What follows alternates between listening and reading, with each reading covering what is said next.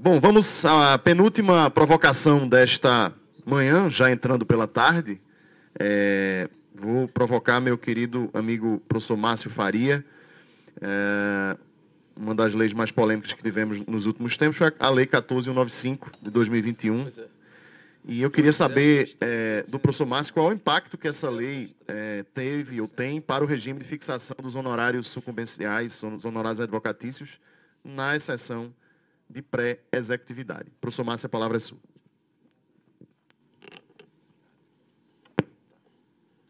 Olá, boa tarde a todos, boa tarde a todas. É uma imensa honra e satisfação estar aqui nesse evento de sucesso, que compõe essa semana do processo civil, talvez a Semana Nacional do Processo Civil, se é que a gente pode chamar assim. Fica já a dica, né, para as próximas organizações.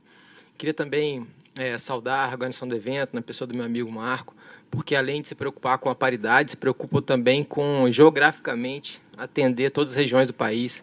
Estamos aqui nessa mesa realmente plural e isso é, de fato, uma satisfação muito grande. Mostra só, de fato, o gigantismo do evento.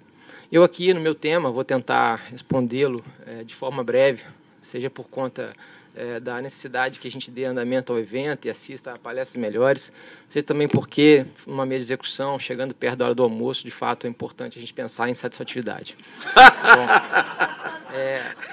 Muito bom.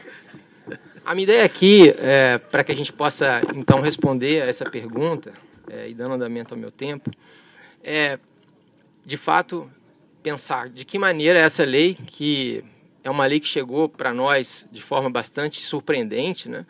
A Lei 14.195, que rapidamente, inclusive, foi impugnada por uma ação direta de inconstitucionalidade, salvo melhor juízo de número 7.005, que ainda continua pendente de julgamento, mas então a lei está em vigor entre nós. De que maneira essa lei pode trazer algum impacto na execução, especificamente no regime dos honorários, e eu como professor, mas agora também como advogado privado, é importante a gente falar de honorários, né, um tema também que nos é muito caro. Mas para chegar a responder essa pergunta, eu queria aqui me permitir, como professor que sou, fazer um breve apanhado do tema, para que possamos todos aqui estar na mesma página sobre a exceção de pré-executividade. Como nós sabemos, não é novo falar sobre o tema. Há mais de 50 anos, no famoso caso Manesmann, em que o professor Pontes Miranda proferiu um parecer em que, dali, a boa parte da doutrina diz que se iniciou a ideia da exceção de pré-executividade, que nós possamos pensar numa forma de defesa na execução sem que nós tenhamos que nos valer dos meios típicos naquela época, os embargos de execução, e hoje, além dos embargos, também a impugnação ao cumprimento de sentença. Há, inclusive, uma discussão na doutrina interessante, a doutrina, inclusive, estava aqui agora, né, professor Fred Dier, se nós temos ou não a necessidade até hoje de nos falarmos de exceção de pré-executividade, mas a verdade é que a jurisprudência, no geral, os advogados, os procuradores públicos, enfim, todos nós nos valemos da exceção todos os dias, a todo momento. Então, a despeito da importância do tema, aqui nos parece que ela continua tendo a sua aplicabilidade reconhecida. Para que a gente possa, então, entender de que maneira cabe a exceção de pré-executividade, é importante vermos o que a jurisprudência diz a respeito do tema. E aproveito, então, o professor Marco me autorizou, para todos os inscritos que estão aqui presentes, todos aqueles que estão nos assistindo também aí pela internet, todos aqueles que ainda vão nos assistir, se é que vão, como disse Murilo na mesa anterior, eu preparei um material e posso encaminhar a todos aqui que tiverem interesse, os inscritos nesse evento vão poder receber esse material. E lá constam alguns precedentes, que eu não vou aqui cansá-los com a citação dos números, nos quais eu pude então identificar o que eu vou falar a partir de agora. Como nós sabemos, a jurisprudência entende que para que seja possível o cabimento da exceção de pré-executividade, eu tenho que reunir dois requisitos. O primeiro requisito, muito caracteristicamente falando, é que eu preciso que tenha uma matéria que a doutrina considera como cognoscível de ofício, ou o que alguns autores preferem chamar matérias de ordem pública. Aquelas matérias que, como nós sabemos, ainda que as partes não aleguem, o juiz obrigatoriamente deve conhecê-las, e se não faz, então, por que não ser provocado por meio de uma petição? E, para além disso, a gente precisa de um outro requisito, que essa matéria dispense uma dilação probatória. Aliás, tem defendido, inclusive, que de algum tempo o STJ tem considerado esse requisito até mais importante do que o primeiro, na medida em que, em alguns casos, as matérias não são propriamente ditas cognoscíveis de ofício, como, por exemplo, a apresentação de um pagamento, mas se eu consigo demonstrar isso sem que haja uma dilação probatória, me parece possível, inclusive, por meio de uma petição, extinguir a execução, desde que, repetindo, não haja a dilação probatória. como não há previsão legal para a maioria da doutrina, é difícil falar de um procedimento para a exceção de preditividade. É difícil em dizer qual é o prazo da exceção, de que maneira ela se dá, quais são seus efeitos, suas características. Mas, pela jurisprudência e pela doutrina, a gente pode identificar que, por se tratar de uma petição apresentada no processo, por óbvio, que ela precisa ter alguma forma de procedimentalização. E dessa forma, a gente pode tirar, por exemplo, que, obviamente, não é possível que o excipiente a apresente e o juiz a julgue sem antes ouvir o excepto, a parte contrária. Embora a lei não preveja, por óbvio, em respeito à Constituição, eu tenho que observar o contraditório para decidir a exceção de preditividade. Para além disso, me parece que esse procedimento, se é que a gente pode falar assim, dá ensejo a alguns efeitos, algumas consequências no processo. Quando a exceção de preditividade é apresentada, para além de se ouvir a parte contrária, pode ser o caso, eventualmente até, do deferimento de um efeito suspensivo. E aí a doutrina eventualmente vai dizer, mas como é que é possível que se fale em efeito suspensivo, uma exceção de preditividade, se é que nem ela é prevista em lei? Bom, basta a gente pensar na ideia de que as tutelas provisórias, e aqui tem até receio de falar em tutelas provisórias perto da professora Rogério, mas as tutelas provisórias são cabíveis em quaisquer tipos de procedimento e, portanto, poderiam, assim, desde que presentes seus pressupostos, serem também aplicáveis, eventualmente, na exceção de preditividade. Basta a gente pensar numa exceção apresentada fora do prazo dos embargos de execução, em que a gente tem a garantia do juízo, fumus boniuris periculi mori, requerimento pela parte excipiente. Me parece possível a concessão de efeito suspensivo nessa situação. Mas para chegar de fato no meu tema, e prometo então encaminhar para ele, que é o cabimento ou não dos honorários e a consequência disso em relação à Lei 14.195, a gente tem que pensar na recorribilidade da decisão que aprecia a exceção de preditividade, para depois pensarmos nos honorários. Como nós sabemos, boa parte da doutrina considera que a recorribilidade da exceção de preditividade ela tem uma ideia secundo eventum litis. Vale dizer, se a exceção de pré-executividade for apresentada e ela for capaz de extinguir a execução, não há dúvida que se trata de uma sentença extintiva. E, portanto, a parte que desejarem conformar-se contra essa decisão deverá apelá-la. Por outro lado, se a exceção de pré-executividade for rejeitada, me parece que se trata aqui de uma decisão interlocutória, cabível, portanto, o agravo de instrumento, e aí eu não precisaria nem pensar em rol mitigado, porque o parágrafo único do 1015 expressamente diz que as decisões interlocutórias proferidas em execuções são agraváveis. A questão se coloca no fato de que, eventualmente, a decisão é acolhida parcialmente. Né? Imaginem que determinada execução fiscal tenha sido impugnada por uma exceção de preditividade, várias CDAs ali em conjunto, e se entenda que uma delas foi acometida pela prescrição e outra não. Nesse caso, há, então, um acolhimento parcial e, portanto, me parece que é cabível o recurso de agravo de instrumento por qualquer das partes. Quaisquer delas podem ali aviar o recurso de agravo, por se tratar, então, de uma interlocutória. E aí, então, eu chego, de fato, na questão dos honorários. Qual é o cabimento de honorários advocatícios na exceção de preditividade? A primeira premissa, e essa já não me parece haver qualquer dúvida a respeito, é que, sim, é cabível a concessão, ou melhor dizendo, a fixação de honorários advocatícios no regime da exceção de preditividade. Me parece que essa questão não é aqui algo que nos transforme de alguma maneira. A questão central é quando é que ela é cabível. E aí eu preciso necessariamente pensar no que diz a jurisprudência.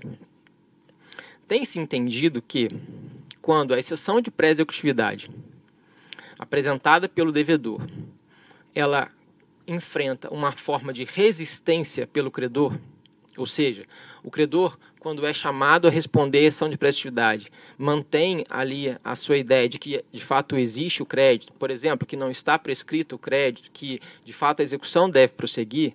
Portanto, quando ele apresenta uma forma de resistência, a futura decisão do juiz, que acolhe a exceção de pré-executividade, deve dar ensejo à condenação ao honorário de sucumbência. Por outro lado, portanto, é possível concluir que, se o executado, nessa situação, vem e concorda com a pretensão do exequente, desculpa, ao contrário, se o exequente, né, concorda com a pretensão do executado, no sentido de que, de fato, existe a prescrição e que, de fato, não é possível que essa execução prossiga, principalmente nas questões que envolvem a fazenda pública, é pacífico o entendimento, me parece, no sentido de que não são cabíveis ali os honorários de sucumbência. E fazendo aqui uma ponte com o meu amigo Mazola do lado, não deixa de ser, a meu ver, uma forma, inclusive, de incentivo à litigância, porque, melhor dizendo, a não litigar. Porque se eu sei que litigar por litigar vai ensejar a possível condenação na hora de sucumbência, eu então adiro à pretensão da parte contrária, no sentido de que, de fato, infelizmente, ocorreu a prescrição e não é possível que aquela execução prossiga. A questão é que esse entendimento, me parece, e aí já entrando no meu tempo, não sei como é que está meu tempo aí, ele precisa ser revisto e, vale dizer, já está sendo revisto por conta da Lei 14.195, que mencionei há pouco, lá de 2021. Essa lei, que é uma confusão danada, né? Ela é uma lei que trata de um monte de coisa ao mesmo tempo, ela modificou o artigo 921 do Código de Processo Civil, especificamente o parágrafo 5º, que trata exatamente das execuções que são suspensas pela falta de bens quando o exequente, com todos os seus esforços, com medidas típicas ou atípicas, enfim, não consegue encontrar patrimônio penhorável do executado. Esse, aliás, é um dos grandes problemas que nós temos, um dos grandes gargalos da execução civil brasileira, e a expressão não é minha, essa expressão é do Conselho Nacional de Justiça, no relatório Justiça em Números, que anualmente define como gargalo do processo a execução. Pois bem, o que diz então esse dispositivo? Diz que, suspensa a execução por falta de bens penhoráveis executado, ao fim do prazo da suspensão, começa a se contar o prazo da prescrição intercorrente. E o juiz, então, depois de ouvidas as partes, é interessante dizer que, mais uma vez, o legislador se preocupou com um contraditório, a despeito de se tratar de uma matéria cognoscível de ofício. É interessante repetir o que o legislador disse lá no artigo 10, né? Ele repetiu o artigo 10, em outras palavras, no 921, para dizer que, depois de ouvidas as partes, então, o juiz pode extinguir o processo. E aí imaginemos que isso estivesse acontecendo e houvesse a apresentação de uma exceção de pré-executividade pelo devedor. No seguinte sentido, ocorreu a pressão intercorrente, essa execução tem que ser extinta. E aí, então, qual era a sistemática que tínhamos até há pouco? O juiz, então, iria abrir vista à parte contrária, o credor, o exequente, e se ele se inconformasse, se ele resistisse, como eu mencionei há pouco, seria o caso de fixação de honorário de sucumbência, caso a execução fosse extinta.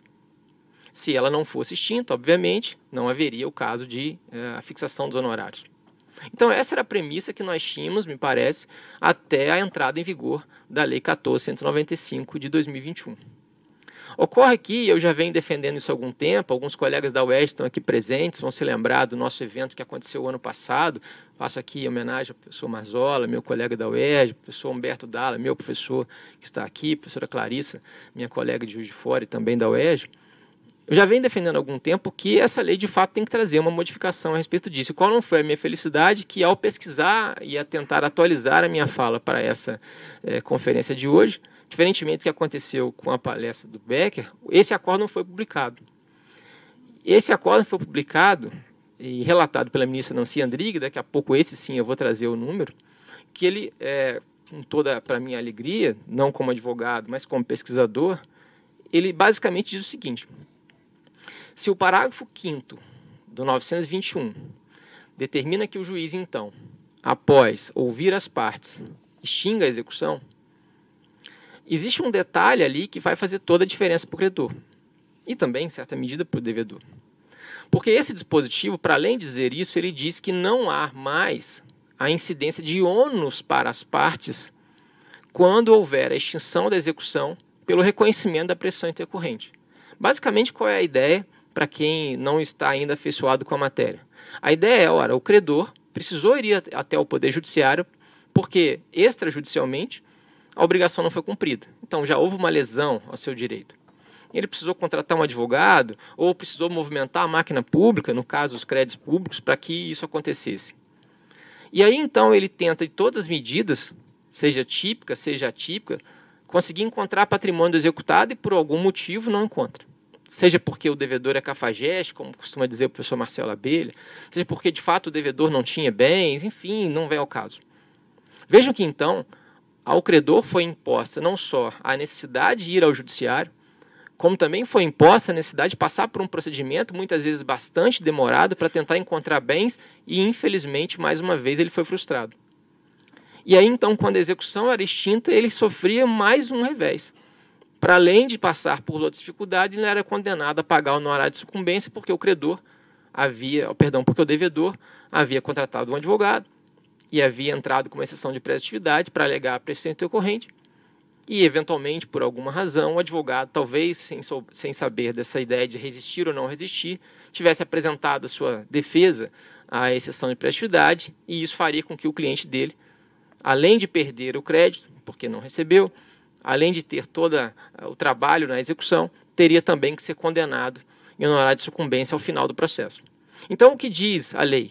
Diz que quando houver o reconhecimento da pressão intercorrente, ainda que haja, eventualmente, a manifestação das partes, a execução vai ser extinta sem que haja fixação de honorários sucumbenciais.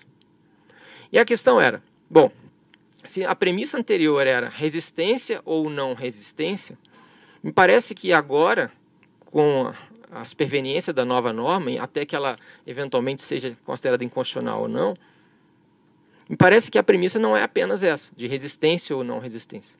A premissa é, tratando-se de extinção da execução por conta da prescrição intercorrente, desde que não tenha sido encontrados bens, a extinção da execução não vai mais gerar a incidência de honorário de sucumbência. E qual é esse acordo, então, que eu mencionei há pouco, e prometo que com ele eu encerro. O STJ, a terceira turma do STJ, no recurso especial 2 milhões, e eu não deixo de realçar aqui 2 milhões, 2 milhões de recursos especiais, 2 milhões, número 2.025.303 do DF, relatado pela ministra Nancy Andrighi, julgamento de 8 de novembro de 2022, disse claramente que a jurisprudência, embora tivesse pacificado no sentido que eu havia mencionado há pouco, precisaria então ter esse novo reflexo, da Lei 14.195 de 2021. Diz o acórdão que, como eu disse, vou entregar a todos os interessados posteriormente. Faz-se necessário rever tal posicionamento, uma vez que o parágrafo 5º do artigo 921 dispõe expressamente que não serão imputados quaisquer ônus às partes quando reconhecida a referida prescrição. E aí, com isso, então, o STJ conclui da forma como a gente havia mencionado há pouco. Isso faz toda a diferença, meus caros, para a litigância que nós precisamos repensar. Hoje, na abertura de nosso evento, e aí concluo de fato a minha fala, falou-se sobre novas formas de se advogar, de se litigar, de se estudar o processo. Me parece que esse entendimento, até para nós advogados privados, é fundamental para que nós pensemos de que maneira nós vamos conduzir as nossas atuações. Às vezes, por conta da enormidade de prazos, por conta da correria do dia a dia, a gente está acostumado a fazer aquelas petições que vinham sendo feitas normalmente, e, nesse caso especificamente, fazer uma petição por si só vai trazer um prejuízo grave para o seu cliente, seja porque, na hipótese anterior, vai haver a condenação do honorário de sucumbência, seja porque, nesse caso, você vai perder seu tempo. Se você faz uma exceção de prestatividade, nesse caso, imaginando que não, eu vou alegar a exceção porque lá na frente eu vou ter honorário de sucumbência, que era o que vinha acontecendo, a Lei 14.195 vai te mostrar que você está equivocado. Então é importante que a gente esteja atualizado, é importante que a gente continue estudando, e por isso que eu achei relevante, respondendo a sua pergunta diretamente, trazer esse assunto, com a qual, então, eu agradeço mais uma vez o meu tempo e a oportunidade. Obrigado. Obrigado, professor Márcio, também por sua didática e excelente resposta à nossa provocação.